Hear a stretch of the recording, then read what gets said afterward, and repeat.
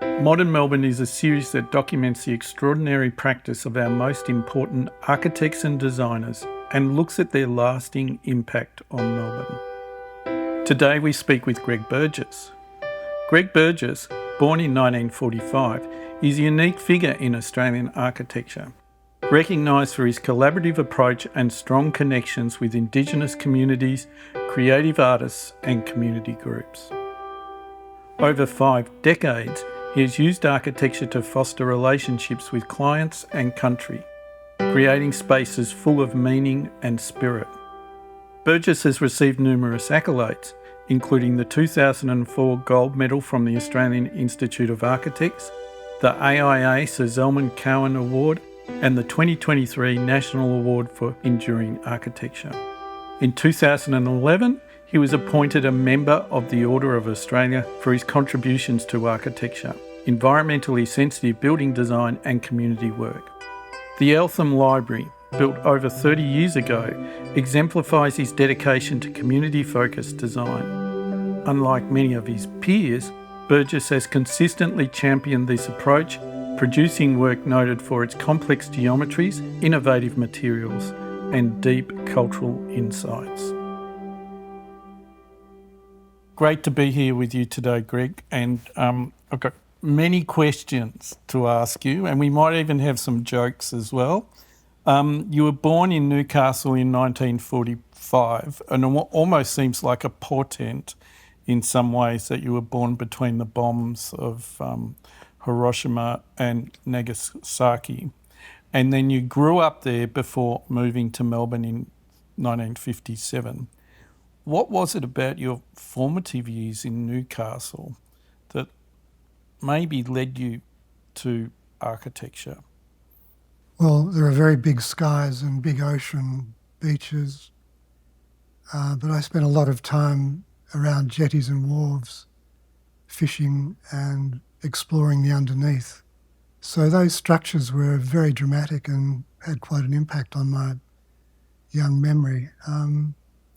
And there was a school opposite where we lived where I used to go crawling in the underfloor space. It must have been some sort of balance to the big skies and agoraphobia of the wide streets and things, but and the slash of sunlight coming through the floorboards under the building was a spatial experience that I've held strongly for ever since. And, you know, even in this building today, Eltham Library, you get a sense of being enclosed in different spaces with filtered light coming through. And I'm not going to say it's like a wharf or a jetty, but I can see in this building the idea of, we always associate jetties with timber and pylons, which we have a few in here, and, sun striking on those different textures. So in some ways you've sort of carried it through. There was also another experience which was my parents very enthusiastically getting stuck into a rather brutal modernist makeover of our house, our little Californian bungalow. As parents are want to love to do. But even at my age, I was under 10 or 8 or something, I was quite shocked. All the detail, the sun canopies and the stained glass and everything came out, and they updated it as they saw fit. What drew you then to study architecture afterwards? Was it something you always felt that you needed to do, or was it something that happened over time? I was interested in art and architecture and psychology at school, and my English teacher, who I'm still friends with now after all this time. Yeah, Ken Rigby. Yeah. He had a lovely little Alistair Knox house, which was built in the 50s, I suppose. Yeah. And very Japanese influence, beautiful little place. So that had an impact when I was at school. And then when you moved to Melbourne, Yeah, when I moved to Melbourne. And also Ken Rigby had introduced me to an architect when I was at school who had just come back from Sweden. And I really appreciated and liked his warmth and earthiness and sophistication. And there was something about him that architecture and this person seemed to call a bit. I mean, I thought that I liked that. And did you see then at that point architecture as a way to integrate other creative disciplines or art or? Well, certainly I'd thought about architecture as being something like bringing function together with art. That was a sort of an early idea that appealed to me. Rather than just function as maybe your parents did in their renovation. That's right. That was a shock, that one. From there, you went on to university at the Atelier, as I think it was then called, at Melbourne Uni in 1964. And you were, at the beginning, you were in those Nissen huts that they had there. Do you want to say a little bit about your experience there in the huts and the way that you learned at university? Yeah, those the Nissen huts were fantastic. I mean, they were just not precious like new buildings might be. So the walls were made of kainite, and we knocked holes through the kainite, linked up spaces, adapted to what we were doing at the time. And it was just an excellent studio atmosphere. And the librarian there, Frank Kellaway, was a novelist. And he offered himself for the design studios as a client for a writer's retreat. And that was one of our first assignments, was to design this writer's retreat for Frank. And I was very excited about the possibility of this real client, a real project, and something about bringing that into play with the human element, getting to know him and what his needs were, and then it might be built. That was one of the things. He said, look, if we come up with something good, I might build it. And I was just very excited. You had some teachers, Jeff Turnbull and Hugh O'Neill. Were they influential? Oh, they were just very supportive, more like the edge between friendship and teacher. And they ran a kind of Bauhausy kind of course, which was great. I mean, there was some fantastic, Hugh devised some spatial exercises which were quite extraordinary, really, with sugar cubes and gluing them together into some form and then pouring hot water over it so the sugar went and got the void spaces, and he had all sorts of... It sounds like an exercise we should bring back to contemporary architectural studios. And I think at that time you'd pretty much, some point during university, had rejected the role of the architect as a kind of hero.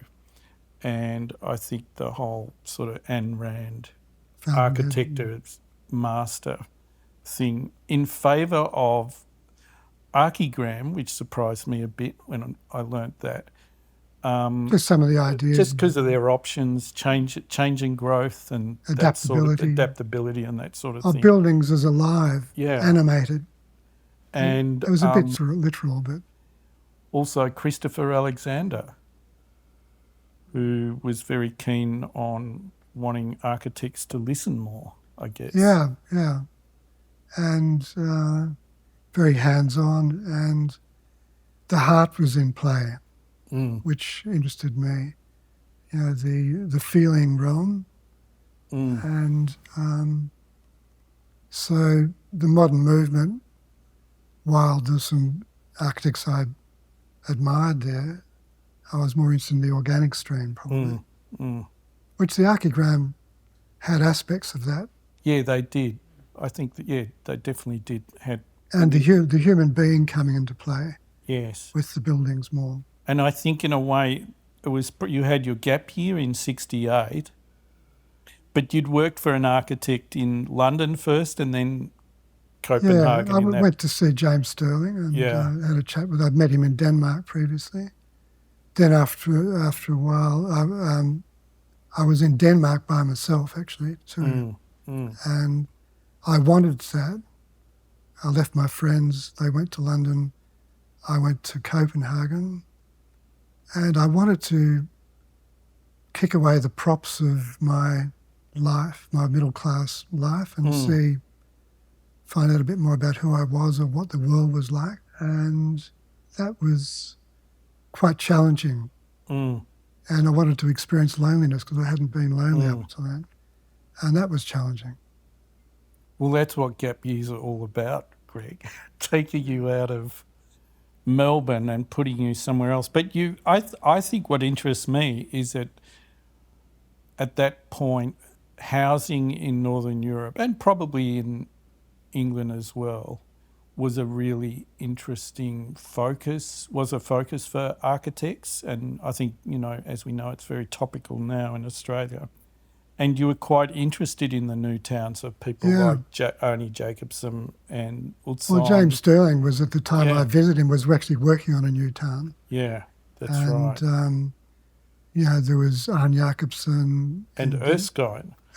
Who was a great participatory architect. Yeah, really, really inspiring. Yeah. And also Ewan Utzon, I went to see his housing. The Opera House was only just finished there. It wasn't finished, perhaps. I don't think it was, Yeah.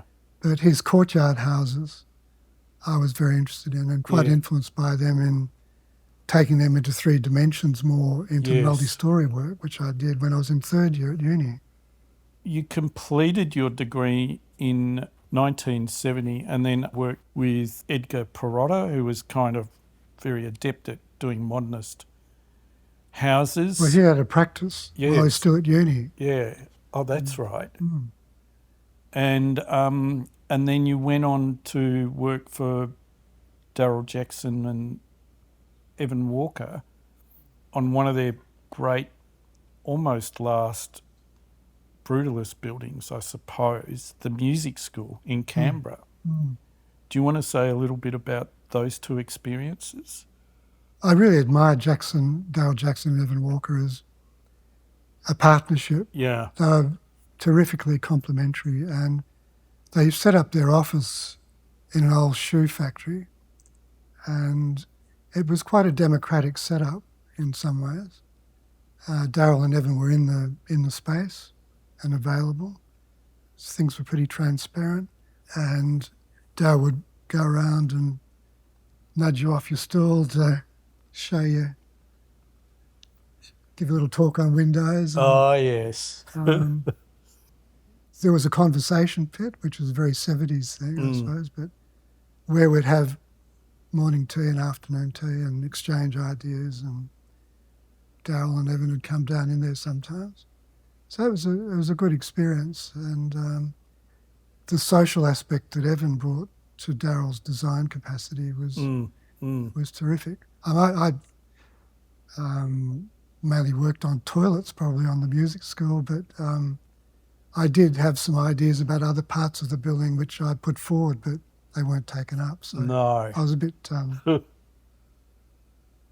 I wondered why that was. And maybe in some ways that prompted you to strike out on your own. Yeah, it's really.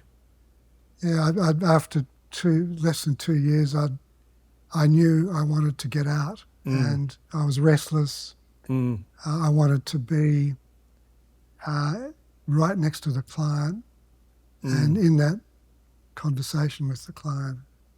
All architects want to be in control of their own destiny, I guess, one way or another. And you've got to let go too sometimes. Yes. Your practice started in Carlton and you worked in and around Carlton. You did some jobs there, I think the Carlton Community Health Service. And at that time you also did a lot of houses, which when I look at them, they're very, very interesting, some of those early houses. What do you want to say about that time working in Carlton and maybe the milieu, the cultural milieu of Carlton at that time? I spent the whole 70s in Carlton. My first offices were in the front rooms of terrace houses in Drummond Street, up the north end where Corrigan later went. Then I had an office and a balcony overlooking Jimmy Watson's in Lygon Street in the old Holsworth funeral parlour. And I lived out the back, so my clients came in the Readings bookshop, the original Readings bookshop, which started there. And I was invited by Deborah White, who was a tutor of mine at university, to come in on some childcare centres at Wimble Street Cooperative, the Italo-Australian Education Foundation in Station Street. Which is still there, that building. Yeah, well, they were important opportunities to move from houses into public work, more community work. And I really, took that with both hands. Greg, we're here in Eltham Library, which is 30 years old. A lot of the things that you've talked about, we can see here, the filtered light, the interest in geometries, the natural materials. What can you tell us about this building and its origins, particularly in regards to its genesis and its formation? The council wanted to revisit their identity, to freshen it up, update, because it sort of came out of the Montsalvat of the 20s. There's a slightly wabi-sabi quality out this way, and the building has some of that too. It's not too overly detailed. The curved ceilings, which are sort of like light scoops, are lined in mountain ash, which was radially sawn and still green. It was put up on the curves because it was nice and flexible, and there was allowance made for the timber to shrink. So when the slats shrink, there's an acoustic blanket behind that sort of picks up the sound. So it gives quite a nice soft sound to the whole library. But that's sort of bringing together of the form, the aesthetics, the materiality, the light, and I suppose an engineering, architectural detail. Yeah, I mean, that's amazing, because we were talking about the elliptical skylight here, which is also evident from above if you're looking down it with a drone or bird's eye. And what's amazing about that, I think, is you did not do the constructional detailing or working out the geometry with computers. It was all done by hand. So you would make the model, measure the dimensions of the model, and then put that on your drawings. And I imagine there must have been quite a bit of work on site working with the builders as you were working out different geometries and different details. Yeah, well, we actually had a project management, construction management, procurement here for the building. So it was good being able to consult with the engineers, but also the building teams. But it's an artisanal way of approaching architecture and its development through construction. Which felt really good. Rather than a machinic way, isn't it? Yeah, really? It is. Yeah. And the skylights, the light sort of filters out from the centre of the building. What was the word we used the other day? Ripples. Ripple. It's quite a big footprint, and the light comes in through these concentric scoops, and they're like veils, curved veils of light that give a sense of layering and connect up the still centre here with a rather mobile perimeter. The sort of movement and kind of restless space pushing out and gathering in. It's a chocolate ripple cake, isn't it? The light ripples out. Yeah, it does ripple. It is like water or light, and very layered. So the geometry is not tyrannical. It's not. It's actually more of a dance, I think, rather than a sort of neoclassical. Yeah. It's not imposed, and it's not hierarchical. And it sort of suggests other possibilities. It has adaptability, and this building is adapted through the change over to computers. This used to be the circulation desk, the children's area over there. So it's it's actually been able to gracefully move with the change, I think. Yeah. I think it'd be good if we move on and talk about some of your other seminal projects or important turning points, seed moments.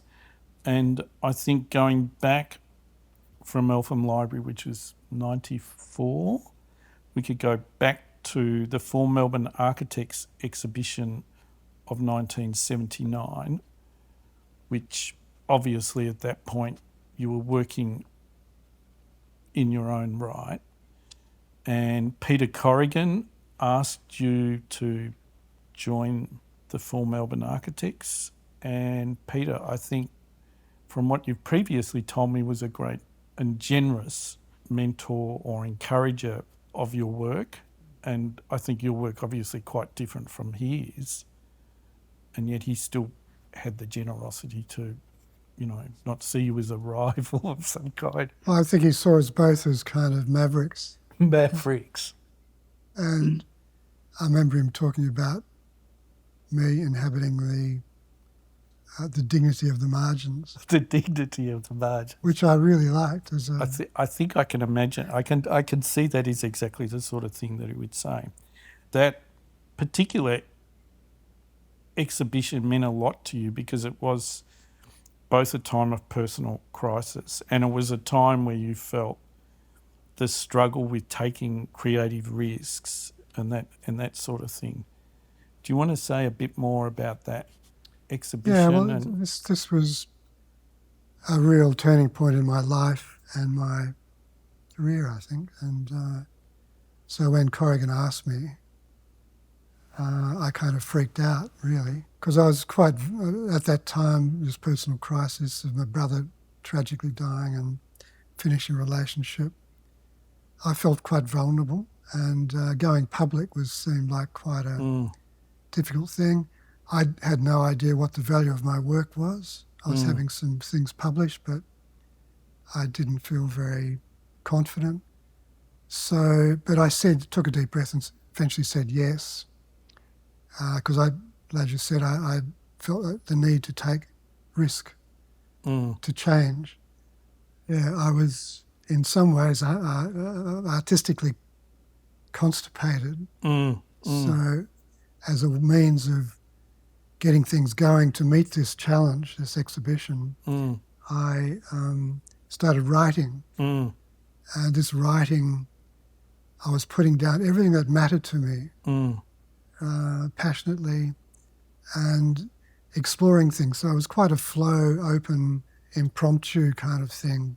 But this sort of worked, and I was freed up and was able to move into this occasion with the exhibition with Peter and Maggie and Peter Crone and Norm Day, with some enthusiasm and confidence.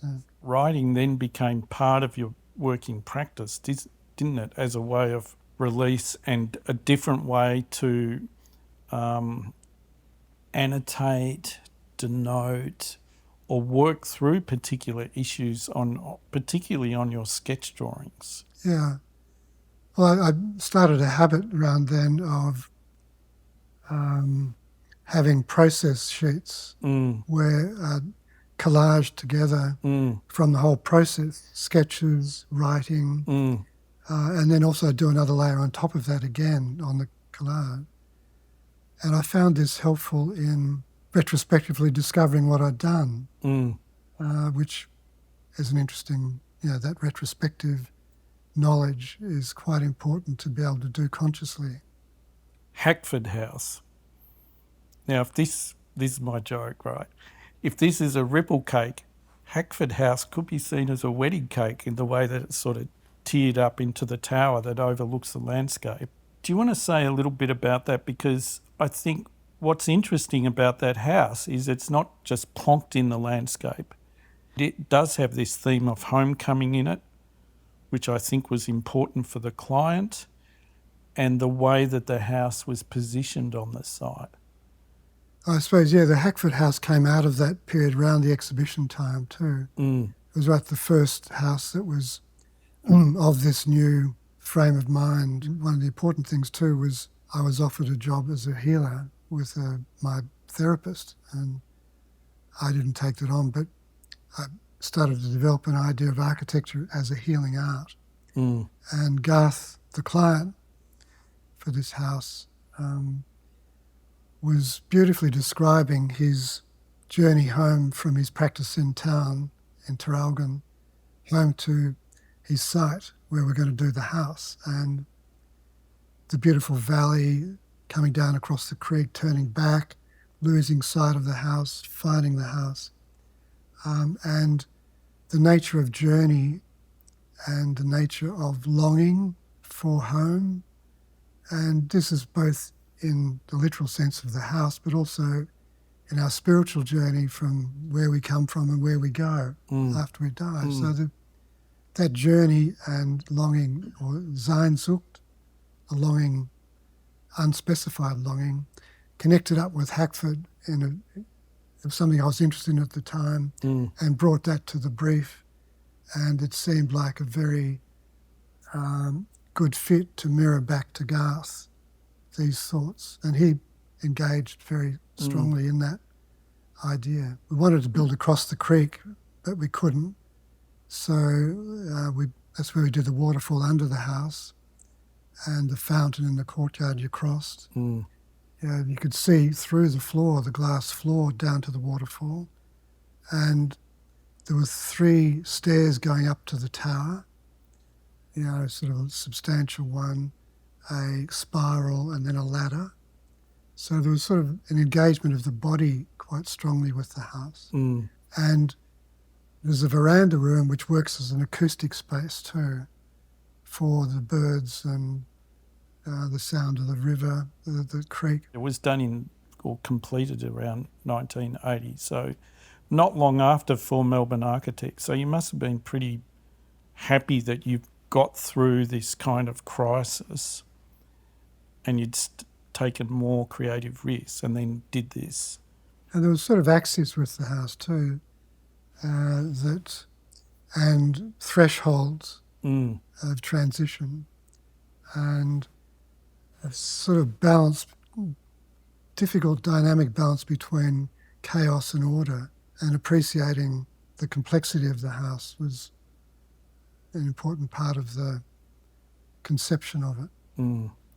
Now, the next project that you did that you saw as being important for you was the 1987 Horscham Catholic Church, which was really where you were really engaged with that particular community and the Catholic priest there who said to you, it was a competition, I believe, and then you rang him up and he said that he wanted the new building to be a symbol of what we ought to quote, what we ought to become, and help us become what we ought. So do you want to talk a little bit about that sort of slightly old-fashioned language, but I found that so exciting, the acknowledgement of architecture as a vehicle of transformation, and the building as active participant in the evolution of spiritual consciousness. So I was really on for that one. And rather naughtily probably was on the phone to the priest quite a bit to get more information and to work through a concept. There was quite a lot of engagement of the parishioners. There were parishioners involved as the bricklayers, the carpenters, the builders, Plaza Brothers. The opening was like a medieval kind of ritual. Yeah. With the gifts being brought straight out of a Renaissance painting, really. And I believe at the opening there was also an ice cream cake of the church, which gets us back to your ice cream cakes. The theme. In your archive where you have many models, I've also noticed that there were models of the furniture inside the church and different options for lecterns, or I assume altar as well, but also pews. So I think from my reading of it, the Horscham Church, it almost seems like a a total work of art Yeah. in some ways, Yeah, I think so. with all these different inputs into it. It's not just you, but it's you working with the priest, working with the local community. And at the same time, even though it wasn't finished until 1990, you were also working with another completely different community at Brambrook, the Brambrook Living Cultural Centre in Garryword. And you actually went there to stay with that community or communities. There were 5 different Indigenous groups that you were working with. Do you want to tell us a little bit about your experiences there with that project? Yeah, well, Brambrook, the building is in the national park, which was controversial. The beginning point was camping out on the site with representatives of the 5 groups. And it was a big feast, lots of drinking, storytelling, dancing, chanting. We had a boomerang throwing session before. But as the night wore on, I went into my tent and I heard some of the stories about the stolen generation, the history and effects of genocide. These stories were very moving and grown men crying, and it had a deep effect on me. And that's one of the reasons the building has embodied in it suffering and hope through the forms, the undulation of the roof and the buckling and the lifting. So that was how that found its way as expression into the building from that night. And there was 18 months of workshop with members of the group working through a lot of different options. And there was some of the members of the community worked on the building, the carpenters. And then the building was then self-built, really. Not totally, because there was a local site foreman who improvised an amazing steam chamber to get the wood into a sort of limp state that could be wrapped around the curves, improvising bricks and copper and concrete pipes and as a steam chamber. And then those timber structure pieces and those curves then help to form the roof, which has this sort of amazing wave or shape to it, set against the hills or mountains of Garryword. I mean, it's actually incredible. And that was one of the members who said, let's get it talking to the mountains. And that's where that came from. It was a very strong poetic sense of how the building should connect and respond. And, for many architects now who are more interested or more cognizant of country and the need to connect to country, I mean, I think that particular project is really important. It seems to me it is a poetry that acknowledges sorry business, acknowledges history of colonisation and, frontier wars, but also this poetry also is hopeful. It's almost like a gift to the landscape in some ways, what happened there. A gift to the landscape. It was thought of as a refuge for the ancestors. So the thought that they were to be gathering in this shelter, in this refuge, the building as refuge, because it's a nuanced building in that sense, and there's quite subtle reminders of the mourning that's going on. The way we used big trunks there too, and some of the trunks have windows behind them where you don't see the window, but the light spills around the trunk in a very moving way. So it was, I suppose, finding subtle but powerful ways of the building speaking to the condition and the history, the difficult history of these communities. Your next important or seminal building was the Olaroo Cartajudo Cultural Centre at Olaroo for the Mutijulu community, and you lived there for a month with other people. That was completed in 1995. But also, ancestral beings were an important aspect of that particular project. But do you want to say a little bit about staying there for that month and working with that community? It was an expression, that building, of the joint management of the national park by Anangu, the people of this area, and the National Parks and Wildlife. So there was traditional ways combined with Western science in the management of the park. And this building that we were doing was to celebrate that. So there was roughly the process was sitting around an aerial photograph and getting the stories down on the happened around the rock. We commissioned some paintings, a women's painting and a law painting, Chokapa painting. So over that month, what was important was a kind of unfolding of events and exchanges. We had a studio set up in the Mutijulu community, and there was an establishment of warmth and trust with the community. And one of the women who'd done a commissioned women's painting, she was walking the site and getting a very strong feeling of she wanted the building to express the Anangu and the National Parks rangers working together as one.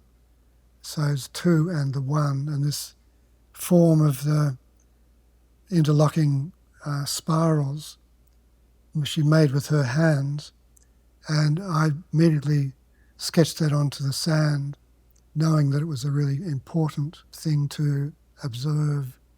And that form then became, in a natural, organic way, a leitmotif for the whole building. The women would sit under this particular desert oak for their meetings while we were there. And I had the strong sense that would be the entry point. And I did some dowsing on the site as a conversation with the site to get a sense of where the spaces would go. It sort of came through, and they were doing paintings and drawings, some of the artists in the community, that fed into this process. So an incredibly important part of this was having time. I'd suggested in that month we needed time to understand each other, to know what this whole thing needed to be. So the time and the synchronicity of what happened day to day, what we noticed was the encounters we had with Anangu. By the end of the month, we had an agreed concept, which Anangu felt was theirs. And so you were really a channel, weren't you? I think so. And your team. Yeah. And it's an interesting contrast to Brambrook, because the cultures between different Indigenous groups, different language groups, are really quite different. They're not all the same. But I think the commonality seems to be that with Brambrook and with Olaroo is that you were a channel. And through that participatory process, you weren't imposing, but you were listening. And the other thing that I remember in previous conversations we've had, as part of that monthly process, you were gathering in the stories from Anangu, from everyone in the region, and then recording them, and then the women were painting those stories, and that all contributed to the process. Yeah, and those stories were the gift That almost brings us to ways of working. And I think in these projects, from the beginning, it's like up until this one and then beyond, it is all these interweaving elements. And it is that idea that the architect can be a healer of communities, regardless of that particular type of community, that the buildings are living, and that in our communities, architects can also tap into, I think, a spiritual dimension as well as a community dimension, as well as a dimension related to use and also landscape, and bring all those things together, which is very different to the way that your parents renovated their house. Sorry. Yeah. But I suppose, generation to generation we learn something. And but I think, one of the big issues here, and like with the Indigenous European colonist Indigenous issues in Australia, there's a big split going on with nature. It's been, lessened in Indigenous communities. The European colonists, the split's widening, split between ourselves and the world. And architecture can be one of the ways that we can consciously start to heal that, I think. It really is a potential vehicle for helping us become more conscious and more connected with each other and nature and culture, and the respect and the gratitude that we should have for such an ancient and detailed, sophisticated culture, or the cultures really. As you said, many different expressions of that. To be present in the listening and the sensing as to what's really going on. What can we work with? What are we given permission to work with? How do we work together? How do we have time to work together? It's a different sense of time and expectation to be present.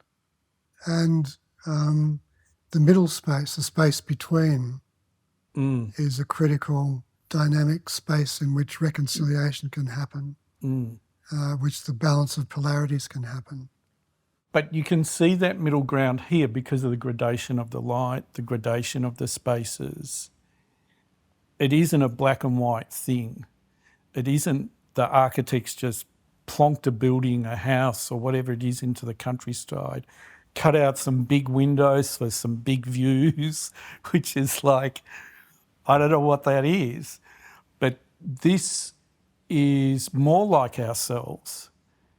And that middle space is more like ourselves with all those different gradations. And that, I think, is something that you realised in another project that we might finish up with, which is the Architecture as Idea exhibition, where in that you thought about those ideas of moving on or progressing ourselves or working on our own consciousness. And that's kind of what buildings are about. Do you want to explain that a bit more or expand on it? I think there's something to be said for identifying ourselves very strongly with our buildings, like our buildings as ourselves, in a way, with the human gesture and responsiveness with context and with people and spirit. That exhibition you mentioned, Architecture as Idea, the piece for that was a tall, twisted, galvanised steel sort of tower shaft and an entry made from red gum saplings and quilted bark. so that you had to duck under that sort of timber structure to stand up in the steel structure, which was painted deep sky blue. At the top there was a skylight with a suspended glass orb that when you got inside, stood up, you could reach up and pull that orb, and the skylight opened like a flower, flooding the space with light. So I wrote a little caption for it in the exhibition at RMIT Gallery. The art of architecture, like the art of life, is a way of transformation. It urges us to reach deep within and high above ourselves so that we can bear and share the future, bear and share the fruits of our journey. Greg, thank you so much. It's been a great discussion, and I hope this gives many people insights into your work and insights into this fantastic building here at Eltham Library. Thank you, Peter. So thank you. Thank you.